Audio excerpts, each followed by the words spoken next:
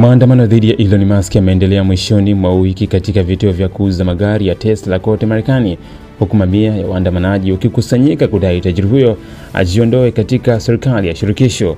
Katika jiji la Boston, takriban waandamanaji 200 walikusanyika kwa amani siku ya Jumamosi nje ya duka la Tesla lililopo katika kituo cha Prudential, barabara ya Boston. Maandamano haya ni sehemu ya harakati inayojulikana kama Tesla Takedown, ambayo ni kampeni inayoongozwa na wanaharakati wanaopinga nafasi ya Musk katika idara ya ufanisi wa serikali, chombo kilichoanzishwa na Rais Trump kwa lengo la kupunguza matumizi ya serikali na idadi ya wafanyakazi kwa umma. Wakosoaji wanasema juhudi za DOGE zimesababisha upungufu mkubwa wa ajira na kudhoofisha huduma za umma. Tukio hili la Boston lilikuwa moja ya kati ya maandamano mengi yaliyoandaliwa kote nchini. Katika jiji la Washington, takriban waandamanaji 100 walikusanyika nje ya duka la Tesla kupinga ushawishi wa Musk katika serikali. Katika kaunti ya Palm Beach, Florida, maandamano yalichukua mkondo mbaya baada ya mtu mmoja kuendesha gari lake na kulenga kundi la waandamanaji nje ya duka la Tesla. Ingawa hakuna majeruhi waliothibitishwa, dereva huyo alikamatwa na kushtakiwa kwa kosa la shambulio.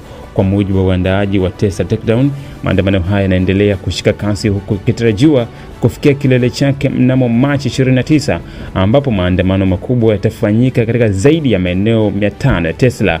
Wanaharakati wanahamasisha hatua zisizo za vurugu ambazo zinakusudia kuathiri uchumi wa Musk na kupunguza ushawishi wake wa kisiasa. Kampeni hii imepata uungwaji mkono kutoka kwa watu mashuhuri akiwemo mwigizaji na mtayarishaji wa filamu Alex Winter, ambaye amemuelezea Musk kama kiongozi mwenye sumu ndani ya Tesla.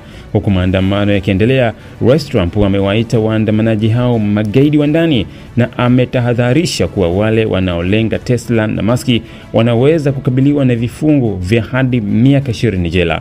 Mwanasheria mkuu wa Marekani Pam Bondi pia ameonya wanasiasa wanaomkosoa Musk, akiwemo mwakilishi Jasmine Crockett, kuzingatia maneno yao kwa uangalifu. Licha ya vitisho hivyo kutoka kwa serikali, waandamanaji wanaonekana kutopunguza kasi yao, jambo linalodhihirisha mgawanyiko mkubwa kuhusu ushawishi wa Musk serikalini na athari za mpango wa DOGE kwa wafanyakazi wa sekta za umma.